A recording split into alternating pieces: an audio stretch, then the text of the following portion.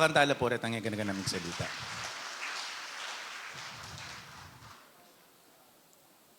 At this juncture po, we will we're going to listen to the presentation in promoting the new evangelization in the Philippine setting by the President of the Sangguniang Laiko ng Pilipinas. Our President is yung mga affiliation po niya, Home Office Director of Missionary Families of Christ, also International Mission Coordinator, Missionary Families of Christ, President, Family Rosary Crusade, Board Member and PRO, former Board Member, PRO ng Sangguniang Laiko ng Pilipinas. PRO. And current President, yan. Chairman sign, ito po yung mga past involvement niya, sign, Wonder Shopee, Administrative Coordinator ng Life Christ, Share Christ, International Coordinator ng Live Life, Executive Director ng Yes Pinoy Foundation, Social Media and Legislative Office of the Representative Litio Atienza, and Executive Director ng FLIQ Media, and Board Member ng Pro-Life Philippines. Friends, help me as we welcome our President ng Sangguniang Laiko ng Pilipinas, no other than Brother Xavier Padilla. Palakpakan tayo po.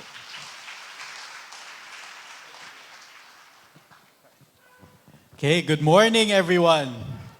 Morning. It's good to be here. It's good to be with all of you dito sa closing of our National Laity Week. How many of you have heard of Laiko before? Yung Sangguniang Laiko ng Pilipinas. Please raise your hand. And medyo dumami na. You know, this is our 8th stop. Aside from celebrating yung Laity Week, which is the National Laity Week, this is also our 8th stop. It's our 8th regional lay leaders conference. Usually yung mga lay leaders conferences namin, one weekend. Pero for you, special kayo, 1 half day. Pero hopefully, maybe for the 9th and the 10th, we'll invite those who might be interested to get the whole 2 days. But we started earlier this year. Nag-start kami sa Calbayog. We went to Davao, we went to Dipolog, we went to Butuan, we went to Iloilo, we went to Legazpi, and just 2 weekends ago, we were in Tagbilaran. So 7 yun, now it's the 8th. This is only the 2nd in Luzon. So we've entered Luzon and we're going up to Northern Luzon. We have one more in Mindanao, in Zamboanga, February next year. Now, why are we doing this? We're doing this kasi, alam nyo po, next year is the 75th year of Laiko. I think that deserves a round of applause. 75 years na of Laiko. And sabi namin sa board, our board are here in the first 2 tables, sabi namin, how can we celebrate 75 years of Laiko if hindi naman sobrang energetic, if hindi tayo active as diocesan councils of the laity? And so that's why we put time, we put effort in going around to the different regions para to re-energize, to reactivate, to tell you, huy, buhay pa yung Laiko. Let's do something. Alam niyo po, I'm also 49 years old, like our speaker kanina. I'm married. I have 5 children. Yung eldest ko po is 17, then 15, then 13, then 11, then 9. And almost for the past 7 trips, 8th trip, I've been out 8 weekends already this year because of this. Pero sinasabi ko, I explained to my children and my wife, of course, how important it is that we re-energize, reactivate, and really make the Laiko, make the laity, we have to make sure that we know who we are and that we actually do something. Hindi naman para sa atin to pero it's for the Philippines as a whole to be able to make a change. So this morning, you're going to get 2 sessions in one. And I invited one of my friends to come up after me. But beforehand, we've been talking about the laity. We've been talking about the things that the laity should do. But sino ba talaga ang laity? Who are the laity? I don't know, are the slides ready? Just give me a few minutes.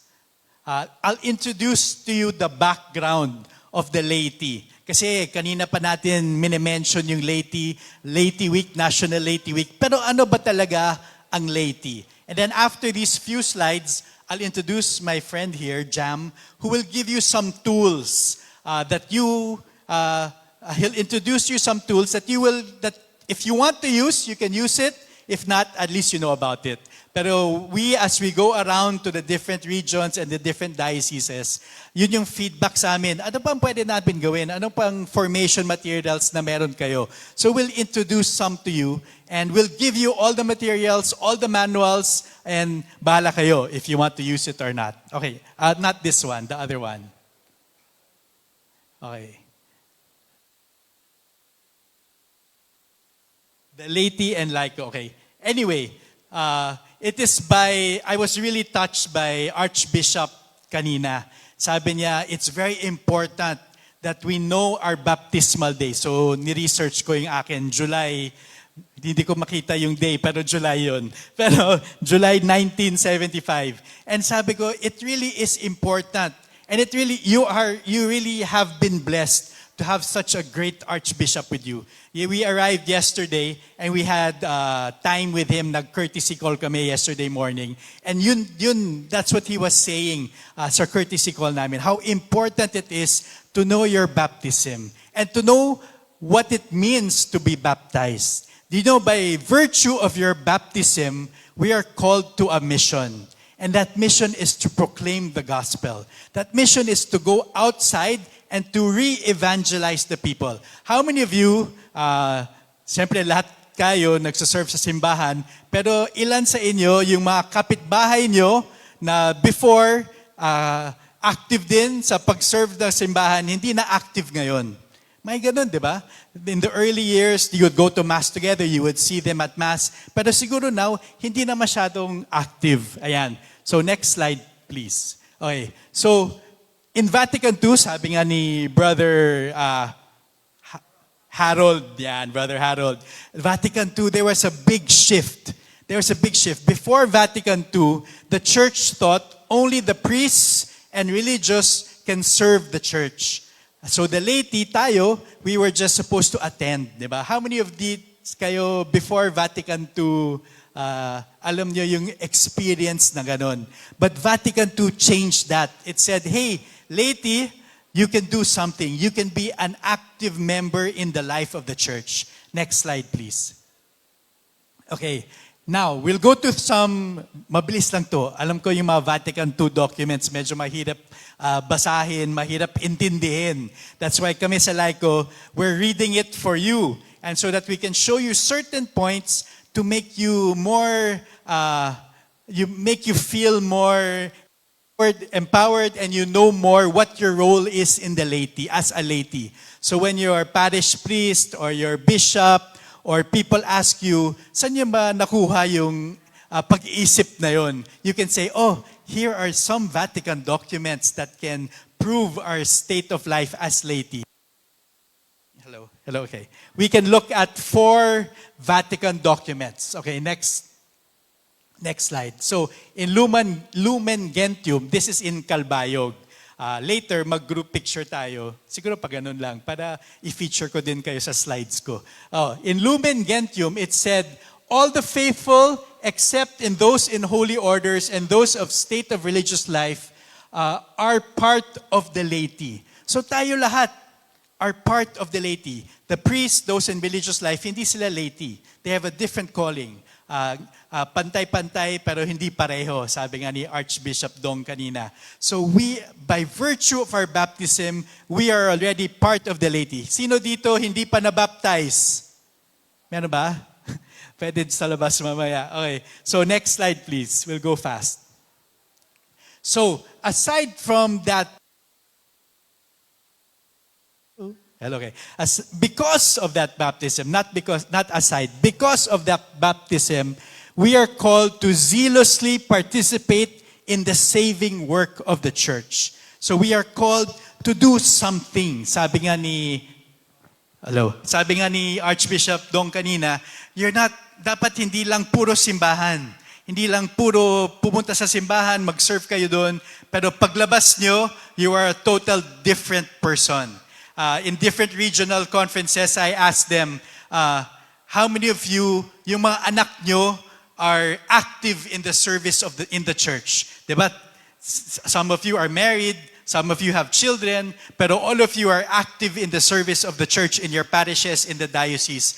But how many of you, yung mga anak nyo, active din? Can you raise your hand? How many of you? Yan, si Tito Jun. Kilala ko yung mga anak niya. Okay, not all of us. Bakit kaya? Why is there a disconnect? Why is there a disconnect with our prayer life, our service life, and our family life? We should bring our children with us as we serve.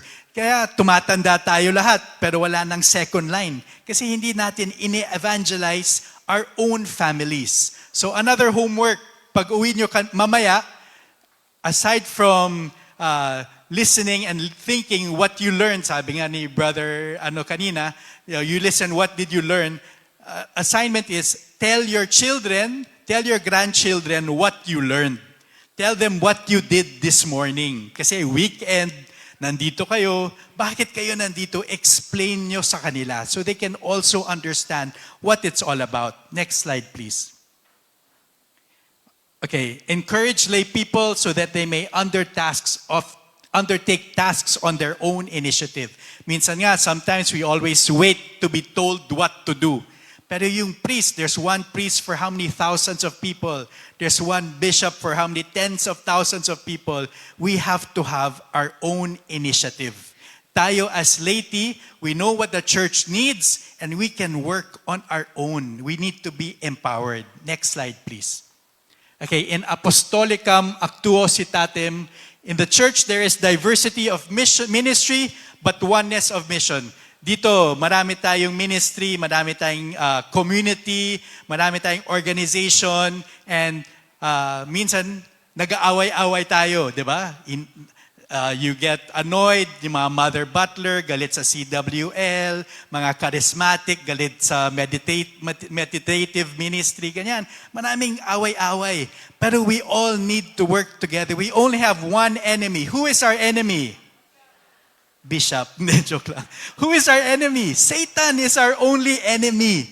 We are not enemies towards one another. Let's build each other up. So, Vatican document yan. We need oneness of mission. Next slide, please. So, the success of the lay apostolate depends upon the laity's living union with Christ. We also have to have a good prayer time. Sabi nga ni brother kanina, prayer, it's all about having that relationship with the Lord.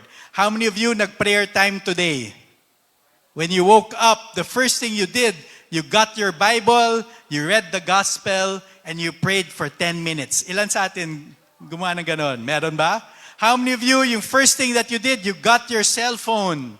Tapos nagbasa kayo ng mga messages. Tapos you open Facebook. Nagka na ng mga reels. Tapos yun pala, uy, alis na pala tayo. Yan. Most often than that, that's the first thing we do. Ay, yung alarm clock ko nasa cellphone ko, di ba? Yung Bible ko nasa cellphone ko. Pero paglabas ng mga messages, yan, babasahin mo na. Mainis ka na kasi late yung kasama mo, malilate ta kayo. Yan. So, we need to focus on our prayer time. Next slide, please. The renewal, we have to renew the whole temporal order. So, we have to do things that will change society. We cannot just be stuck within ourselves. We need to change society. Next slide. And in ad gentes, the duty of preaching the gospel is a duty belonging to the whole church. It is our duty. It is not a suggestion. Hindi lang siya suggestion na dapat gawin natin. It's something we need to do. We need to preach the gospel. Not only with our words, but with our lives as well. Next slide, please. And in Gaudium et Spes, we are called to be witnesses to Christ in all things in the midst of human society. So hindi lang enough yung magsasalita tayo or magsaserve tayo. Kasi nga, you can serve all you want in the parish, you can serve all you want in your ministries, in your organizations, pero nga, paglabas mo, masungit ka. Sinisigawan mo yung mga anak mo, inaaway mo yung asawa mo. How is that a good witnessing. We need to be a good witness. And that's the most difficult part, being a good witness to others. Now, this is what it means to be laity. We need to be good witnesses. We need to go out there and proclaim the gospel. We need to evangelize people. We need to reach everyone. How many of you have who know Catholics na hindi na Katoliko, born again na, Protestant na, Sabadista na, Iglesia na, Kibuloy na. Maraming Katoliko na umalis na. Why? Because we have not reached out to them enough. We have not witnessed Christ to them enough. And that's what we need to do. So now I'm going to introduce to you my friend who will talk about the new evangelization and who will also give you tools to be able to re-evangelize more Catholics, but not to join your group, not to join your community, but to go back to service of the church. I'd like to introduce you Jam Michelson. Okay, good morning. Can you tell the person beside you, I'm glad that you're here. Yan. And I hope that we are all glad na magkakasama tayo ngayon in this gathering. I'm Jam Michelson. I'm a missionary from the Live Christ, Share Christ mission. I'm a lay missionary. I've been doing this mission work for 7 years. After my graduation, I decided to become a missionary. So, nakatira po ako sa Cavite. So, galing po ako ng Cavite, papunta po ng Pampanga ngayong araw. At masayang-masaya po ang biyahe ko. Kasi pagdating ko po dito,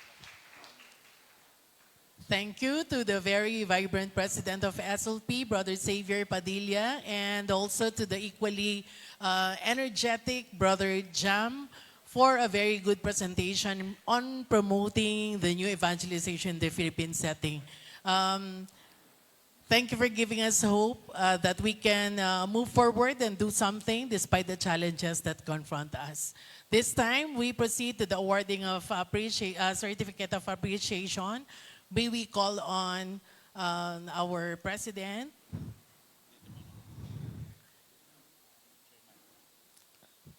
we call on our Chairman of the National Laity Week Celebration, Brother Danilo Biliedo, to award the certificate. Also our President of the ACL, Brother Renato J. Galang.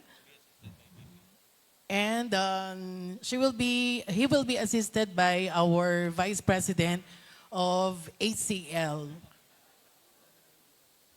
Brother Ding Pilao. We would like to invite also the Regional Vice President for Luzon and Board Member, our Brother Armin Ibarra.